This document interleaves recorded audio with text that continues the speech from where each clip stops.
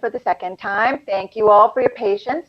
So we're going to go ahead and jump right into the first question, the intro to the questions, and the first question for Brenda.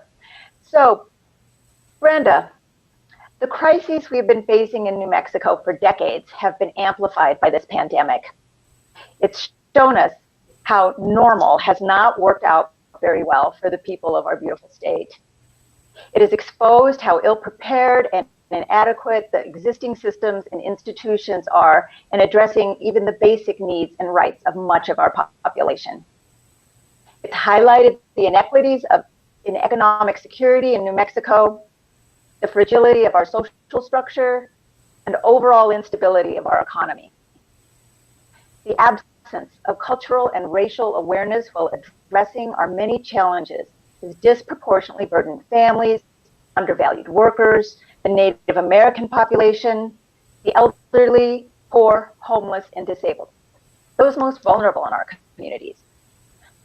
So our first question is, it's also given us the opportunity to see how important effective, good leadership can be, and redefine what normal is as we face growing global crises, lack of clean water, climate-related disasters, mass migrations, the economic impact of plummeting gas and oil prices, trade and supply disruptions.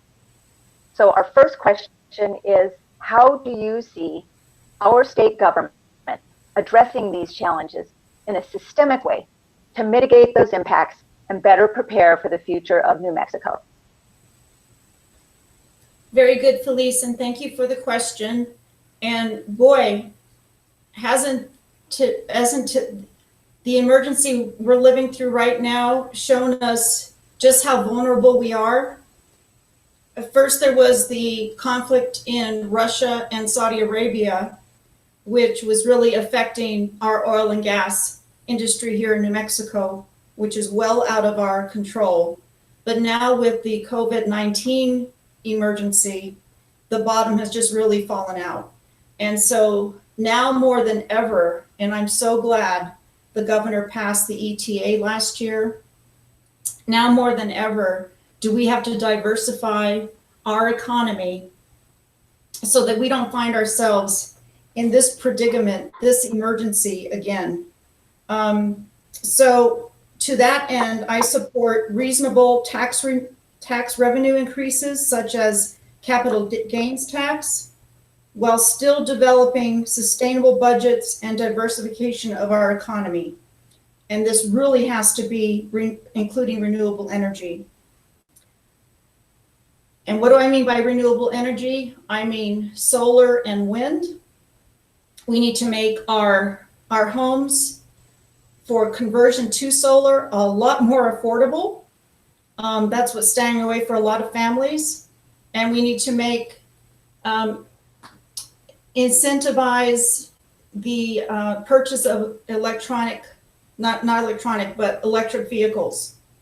Because New Mexico, we're barely at maybe 1% using electric vehicles.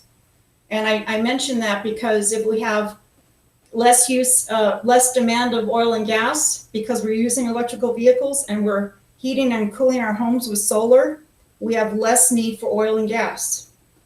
I maintain too, there's a tremendous potential for New Mexico to use the wind. We're one of the top in the country for wind, and it's really exciting that we have a company called Pattern Development, which if things still stay on course, they will be starting construction in the next quarter. And I'm not sure how much time I have. Brenda, you've got 20 seconds. Okay, 20 seconds. Also, the other thing to diversify our economy is legalization of cannabis. I understand there's 11,000 jobs that New Mexicans could have once we legalize cannabis. Okay, thank you, Brenda. So the second question. Can I put a pause here? I'm having a connection error alert on my screen. I'm going to see if I can turn that off. Okay. Just so you know, Brenda, it wasn't recorded. We didn't see that. just so you know. Okay. Yeah, it's there. I just got a Dropbox alert, but now it's gone. Thank you. Okay, so our second question is, our state budget is being severely and negatively impacted by plummeting gas and oil prices. What measures would you take to address budget shortfalls, and what do you propose doing to strengthen and expand our economy in order to meet the socioeconomic and infrastructure needs of our diverse communities? You have 2.5 minutes. Very good. So 7:31. Yes. So as I said in the first portion, I would support modest increase to tax revenue, especially increasing the capital gains tax and making sure the wealthiest among us pay their fair share. Diversify our economy, including those 2 agricultural products I mentioned, but also ecotourism, local foods and agriculture, helping them get into the marketplace. And as I've said, clean and renewable energy. And then something else that maybe not everybody's talking about is solve the numerous loopholes that are in the gross receipts tax code.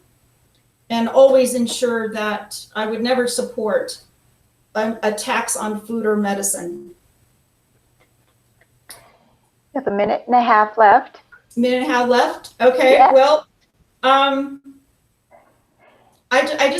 just overall, I feel like this is a natural progression for me to run for Senate. I really want to see more women leadership in the Senate chamber. And we only have 2 American Indians in the Senate chamber, and I would love to be the 3rd. I'd be honored. So since we have a little time, can we go back to the first question? And, you know, looking at issues like the social and cultural awareness or lack of awareness in addressing these issues, how workers have been impacted by the COVID virus. What is your response to helping mitigate the impact on the frontline workers? Oh, very good. So the broad idea for me, boy, does it ever hit home when we learn about companies that don't have health care or sick leave for the many workers that you're talking about, Felice. Health care for all. Okay, thank you. Your time is up.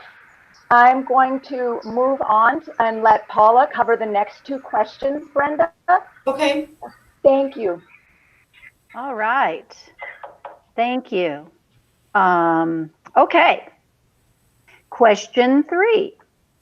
What are your ideas, Brenda, for New Mexico transitioning to a more resilient and inclusive clean economy?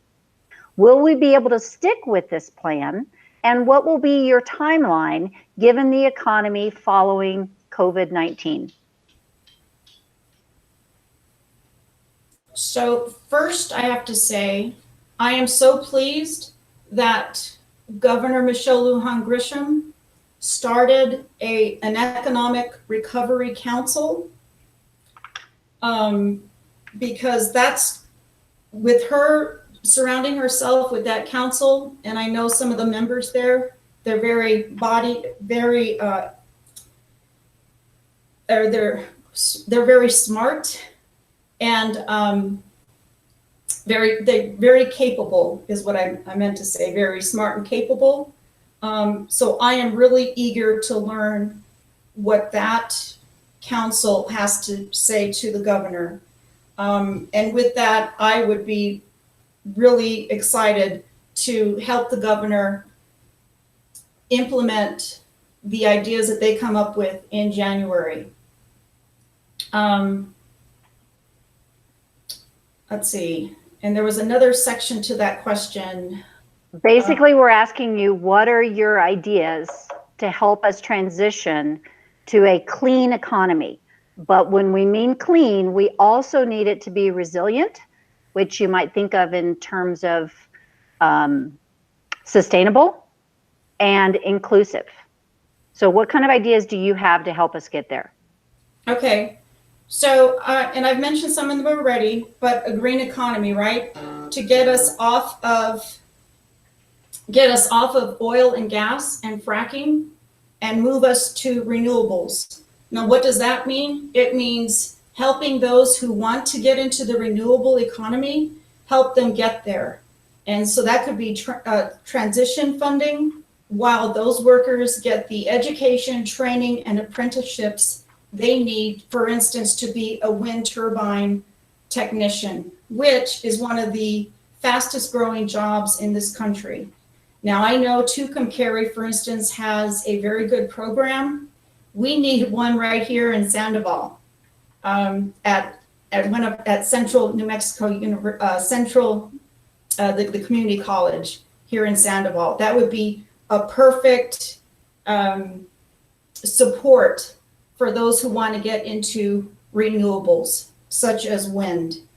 And then, as I said before, making conversions for personal homes to solar energy really needs to have be paid attention to and taken care of.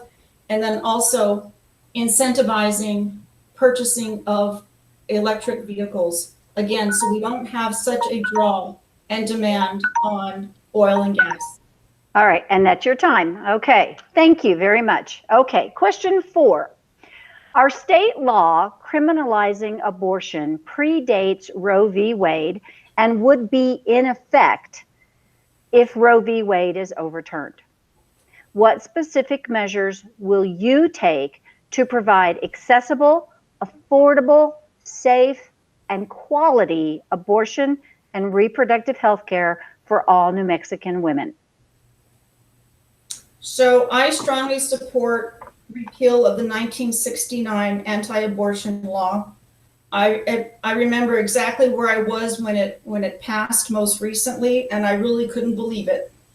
So I support Roe v. Wade, and so does a lot of the polling. As a matter of fact, I saw a recent one through Planned Parenthood Votes New Mexico. Even those who have a strong Christian religious association with the church, even though they don't personally choose abortion, they do recognize a woman's choice to make that decision. So the polling really is on our side to support Roe v. Wade and giving a woman's privacy with her healthcare provider to make those decisions.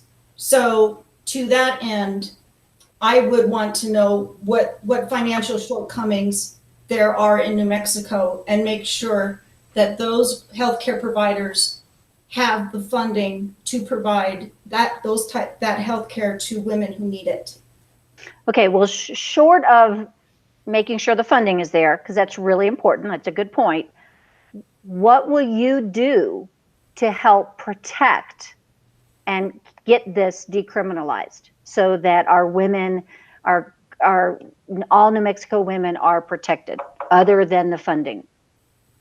Well, it's my hope that the bill that did not pass recently, I think it was HB 5181, whoever is going to be sponsoring it, I'll be one of the first ones to help pass it. Again, I find it really difficult to understand why it didn't pass, because government should not insert itself between a woman and her healthcare provider and those very private healthcare decisions. So what I'm trying to say is, overall, I will support legislation to decriminalize and ensure that a woman has those rights as shown in Roe v. Wade. Okay, excellent. Thank you very much. Okay, so we are done with our questions. I am going to give you a minute in just a second to do your closing statement. And then I will have a closing statement from Nasty Women. But I would like to thank you, first of all, before we go into that. Thank you so much, and especially considering the technology issues this evening. Thank you so much. I think we're all learning a lot from Maida and technology and the importance of rebooting. So thank you for taking the time to do that and sticking with us tonight. We really appreciate it, and we appreciate you being a part of this evening. So I'm going to give you 1 minute for your closing statement, and thank you very much. Well, thank you very much, and I applaud Nasty Women and Indivisible and all those wonderful groups of men and women who have gotten so involved, especially since 2016. In this republic. I have spent many years as a volunteer for the Democratic Party, including as a precinct chair, as a vice ward chair. I've also, wherever I've lived, I've volunteered with neighborhood associations, Neighborhood Watch, newsletter, wherever the need is. I'm usually the first one there and the last one to leave. That's why I believe New Mexico will find me as one of the hardest worker senators in the roundhouse. So I'm working hard now. I'm going to work even harder in January. And I believe public service is honorable. There's a lot of responsibility. And I will never forget that I work for the constituents, not the other way around. And that's something I learned as a volunteer when I was listening to Governor Michelle Lujan Grisham. In 2012, she was talking to a constituent and she stressed to him, don't forget, I work for you. And with that, I really appreciate being part of the group tonight. Well, thank you very much, Brenda. We appreciate you being here. And to all our attendees, if you are a District 9 resident, thank you so much for watching this important forum for a race that will directly affect you. And thank you also for hanging around an extra 20 minutes while we got this all figured out. Technology these days, I'll tell you. Thank goodness we have it, but you know. But thank you so much, because this race directly affects you, those of you who live in District 9. However, some of you may not live in the Senate district we focused on with this forum that we're focusing on this evening. That's okay. In fact, it's great that you are participating and paying attention. This race still affects you. This race is important to you because, unfortunately, the New Mexico Senate has become the place where good progressive legislation often goes to die. From decriminalizing abortion and marijuana to commission created to consider paying our legislators for their time. To name just a few, the New Mexico Senate stops progress. So this is your chance to get involved. You may not be eligible to vote in this specific race, but you can volunteer time and you can donate to the candidates of your choice. Thank you for being here with us tonight. Please check out the videos from our forum last week. In about 24 to 48 hours, you can look for this video. And we thank you so much for being here for Brenda. We appreciate it. And we will start with Ben in